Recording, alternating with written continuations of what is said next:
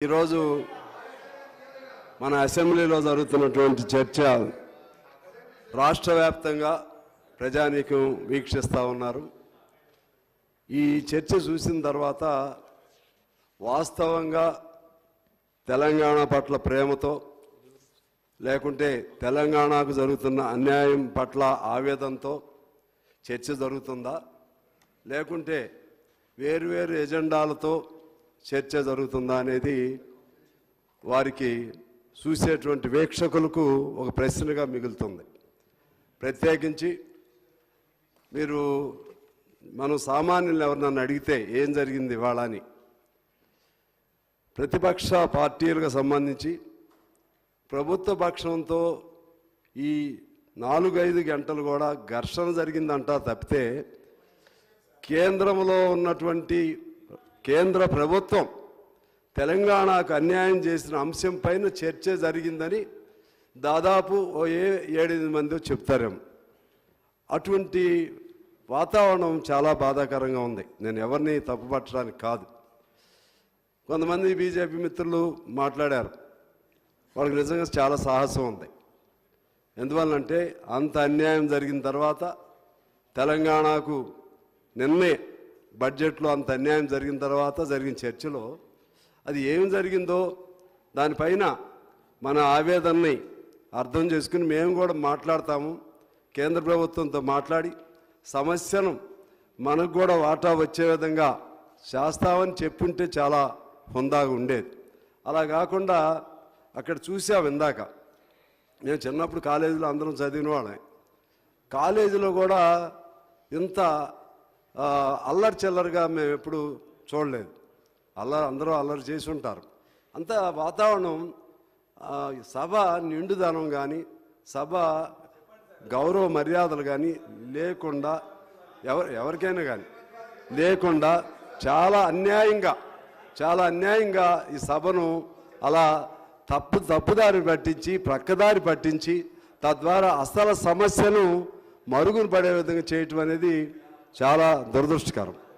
ఇవాళ జరిగిన పరిస్థితి ఏమిటి? ఇవాళ జరిగిన చర్చ ఏంటంటే 2014లో పునర్విభజన చట్టానికి సంబంధించి మనకు కొన్ని హామీలు ఇచ్చారు, ఆంధ్రప్రదేశ్కు కొన్ని హామీలు ఇచ్చారు. మొన్నటి వరకు ఆంధ్రప్రదేశ్కు ఏం చేయలేదు, మనకి అప్పుడు చేయలేదు, ఇప్పుడు చేయలేదు.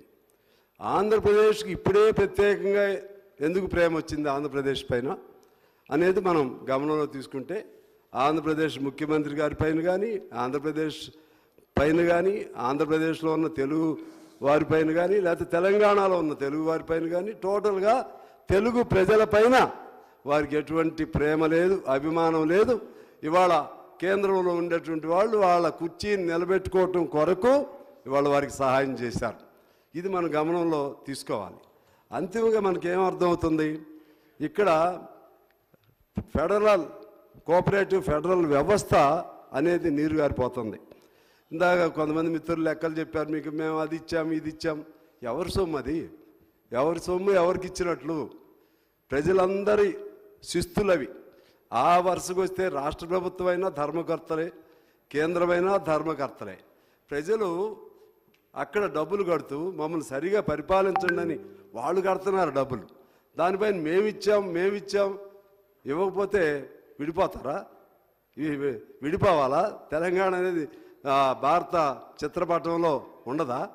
ఏం మాట్లాడుతున్నారో నాకు అర్థం కావట్లేదు. కొన్ని రొటీన్గా మనకు వచ్చేవి వస్తూ ఉంటాయి, కానీ ప్రత్యేకంగా మనకి ఇచ్చిన హామీలు ఏమైనాయి? అది కదా ఇప్పుడు సమస్య. వచ్చే వాటిని చూసి మేమిచ్చాం అట్లా అనుకుంటే రాష్ట్రాలు ఇవ్వకపోతే మీరు ఎక్కడ ఉంటారు? ఒకసారి ఎన్టీఆర్ గారు అన్నది మీకు గుర్తు చేస్తున్నాను అధ్యక్ష. ఎన్టీఆర్ గారు కేంద్రం అనేది మిథ్య అని చెప్పారు. అటువంటి ఆ తరుణం ఇవాళ వచ్చే పరిస్థితి కనపడుతుంది అధ్యక్ష. ఎందువల్లంటే ఇవాళ జిఎస్టీ పేరుతో రాష్ట్రాలని భిక్షగాళ్ళలాగా భిక్షాపాత్ర తీసుకుని వెళ్ళి అక్కడ ఉండే విధంగా అటువంటి దానికి జిఎస్టీకి కాంగ్రెస్ కూడా సపోర్ట్ ఇచ్చి బిగినింగ్లో ఇచ్చి ఉండొచ్చు, కానీ అది పరిమితిని మించి డబ్బులన్నీ కూడా కేంద్రంలోకి వెళ్ళిపోతున్నాయి. ఇవాళ రాష్ట్రాల్లో డబ్బులు లేని పరిస్థితి. ఆ విధంగా మనం చూస్తూ ఉన్నాం. అదే పద్ధతుల్లో ఇవాళ కేంద్రానికి సంబంధించి అక్కడ ఉన్నటువంటి పాలకులు, నేను పేరు కూడా పెట్టను, మనకి ఎన్ని ఇబ్బందులు పెడుతున్నారో తెలుసు, బీఆర్ఎస్కి ఎన్ని ఇబ్బందులు పెడుతున్నారో తెలుసు, తన మాట వినని వాళ్ళని ఎన్ని ఇబ్బందులు పెట్టింది తెలుసు. ఈడీలు, సిబిఐలు, పోలీసులు, వ్యవస్థలు, ఐటీలు ఇన్ని ఇబ్బందులు పెడుతుంటే ఇవాళ మన అందరం కసిగా పౌరుషంగా ఎదుర్కోవాల్సినటువంటి పరిస్థితుల్లో అందరూ బాధితులే.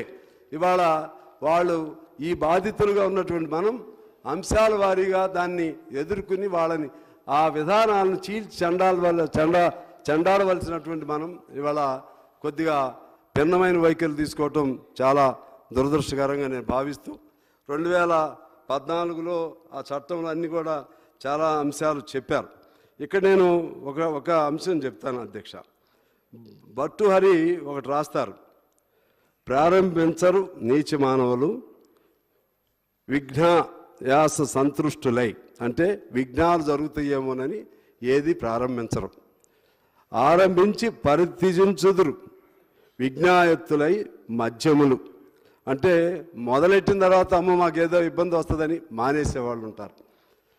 ధీరులు విద్యా నిహన్య మానులగుసును ధృత్యునితో ప్రారబ్ధార్థపు లుజ్జగింపరు సుమి, అంటే చివరి వరకు కూడా దాన్ని ధీరులు అనేవాళ్ళు, ప్రజ్ఞానిధులుగా ఉండేటువంటి వాళ్ళు వదిలివేయరు. ఇక్కడ దీన్ని రాజకీయంగా కొద్దిగా అన్వయించుకుంటే ఈ అంశాన్ని అధములు, మధ్యములు, ఉత్తములని ఉంటారు. అది కూడా భర్తృహరే చెప్తాడు ఇంకా సింపుల్ భాషలో. అధములు అంటే ఏంటి? ఎట్లా వార్డు గెలవాలి, ఎట్లా సర్పంచ్, అంటే అధములు వాళ్ళు గెలిచే వాళ్ళని అధములనే భావన కాదు, ఈ సెన్స్ను మనం ఆ విధంగా మనం దాన్ని అన్వయించుకుంటే ఆ నిమిషానికి మేము ఎలా గెలవాలి అని చూసేవాళ్ళు కొంతమంది ప్రయత్నం చేసి ఆపేవాళ్ళు కొంతమంది, మరికొంతమంది ఏమో తుదికంటూ ఉండాలని చూసేవాళ్ళు కొంతమంది. అందులో ప్రతి ఒక్కళ్ళు రాజకీయాలు నాయకులే, రాజకీయాలు లేని రాజకీయాలు లేవు. ప్రతి నాయకుడు రాజకీయ నాయకులు ఉంటారు, రాజకీయ కార్యకర్తలు ఉంటారు, రాజకీయవేత్తలు ఉంటారు. రాజకీయవేత్తల్లో ఉత్తములు రాజనీతిజ్ఞులుగా ఉంటారు. ఇవాళ మన భారతదేశానికి రాజనీతిజ్ఞుల కొరత ఉన్నది. రాజనీతిజ్ఞుల కొరత ఈ 2014 నుంచి మనం చూస్తూ ఉన్నాం. అంతకుముందు ఏ ప్రధానమంత్రి అయినా సరే ఈ విధమైనటువంటి కక్ష సాధింపు ధోరణులు కానీ ఈ విధమైనటువంటి పరిస్థితులు కానీ ఎప్పుడు చూడలేదు అధ్యక్ష. ఇవాళ ఒక దశ ఇప్పుడు ఏ దశకు వచ్చిందంటే అసలు దక్షిణ భారతదేశం అనేదే భారతదేశం నుంచి విడిపోవాల్సిన అవసరం ఉంటుందనే ఆలోచనలు కూడా మధ్యలో వచ్చాయని మీ దృష్టికి తీసుకొస్తున్నాను అధ్యక్ష. నేను ఇవాళ తమిళనాడు కానీ కేరళ కానీ లేకపోతే ఇప్పుడు మన 2 రాష్ట్రాలు కానీ ఏ రాష్ట్రాలైనా కానీ మన వీటిల్లో అసలు ఇప్పుడు కూడా ఇక్కడ తెలంగాణలో గెలిచి ఉండొచ్చు, కానీ ఉత్తరంలో ఏమైంది అంటే అచ్చగా మతము దేవుడు కొంతకాలం పనిచేస్తాయి, ఎప్పుడు అవే పనిచేస్తాయి అనుకుంటే మరి వాళ్ళు అక్కడ పరిణామాలని కొద్దిగా ఉంటే అసలాళ్లే పోయేవాళ్ళు. కానీ అది నడవదు. అందులో తెలంగాణలో అసలే నడవదు. తెలంగాణలో సంబంధించి దాన్ని వాపును చూసి బలం అనుకోవద్దు. ఇది కొత్త కాబట్టి ఏదో కొన్ని ప్రత్యేకమైనటువంటి పరిణామాల నేపథ్యంలో సీట్లు గెలిస్తే అది శాశ్వతమని అనుకోవాల్సినటువంటి అవసరం లేదు. కానీ అందుకనే దక్షిణాదిన ఇవాళ ప్రజలు వాళ్ళని తిరస్కరిస్తున్నారు. ఆ కోపం వాళ్ళకు ఉంది. ఆంధ్రప్రదేశ్ అనేది వాళ్ళకి ఆధారం కాబట్టి అక్కడ కొద్దిగా సహకరిస్తున్నారు. ఇది గమనించవలసినటువంటి అవసరం మన అందరి మధ్య ఉంది. తమిళనాడు చూసాం, మనం కర్ణాటక చూసాం. వాళ్ళ రాష్ట్ర ప్రయోజనాలు వచ్చినప్పుడు వాళ్ళు ఏ విధంగా ఒక తాటిపైన నిలబడ్డారో అన్నీ కూడా చూసాం అధ్యక్ష. అవసరం అనుకుంటే ఇక్కడ ప్రతి ఛాలెంజ్లు జరిగినాయి. నేను అనేది ఏంటంటే ఒకరినొకరు ఇబ్బంది పెట్టుకోవడానికి అవసరం లేదు, లేకపోతే ఆమరణ నిరాదీక్షలాగా అవసరం లేదు. కానీ అవసరం అనుకుంటే ముఖ్యమంత్రి గారు అలాగే పెద్దలు చంద్రశేఖర్ గారు లేకపోతే ఇతర అందరం కూడా కలిసి మనం ఒక ధర్నాలాగా కేంద్రంలో అక్కడికి వెళ్ళి ఆ భవన్ పార్లమెంట్ భవనం లేకపోతే ఏదో ఉంటుంది జంతర్ మంతర్ దగ్గర అందరం ధర్నా చేస్తే అది ఎవరికి ఇబ్బంది ఉండదు, మంచి సంకేతంగా ఉంటుందనేది నా అభిప్రాయం అధ్యక్ష.